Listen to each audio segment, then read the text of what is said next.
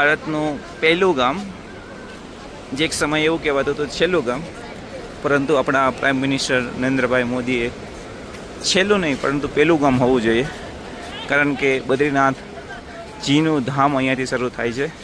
એટલે પહેલું છેલ્લું ક્યાંથી હોય, પહેલું હોય એટલે પહેલું ગામ. દોસ્તો, આપણે અત્યારે રુદ્રપ્રયાગની અંદર છીએ.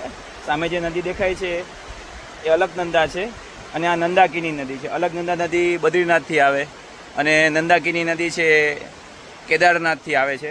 આ બેવ નદીનો પ્રવાહ એ જ્યાં ભેગો થાય છે, સંગમ થાય છે, એને રુદ્રપ્રયાગ કહેવાય છે. અને આ નદી આગળ જઈને નંદાકિની નદી તરીકે જ ઓળખાય છે. અને આગળ દેવપ્રયાગમાં જઈ ભગીરથી નદીની સાથે મળે છે અને ત્યાંથી ગંગા તરીકે સમગ્ર ભારતની અંદર એ આપણને પવિત્ર નદી તરીકે દર્શન થાય છે.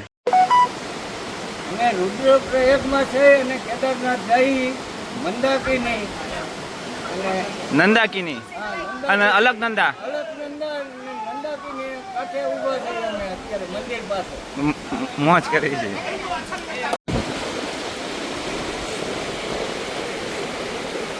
હજી આપણે રુદ્રપ્રયાગમાં છીએ.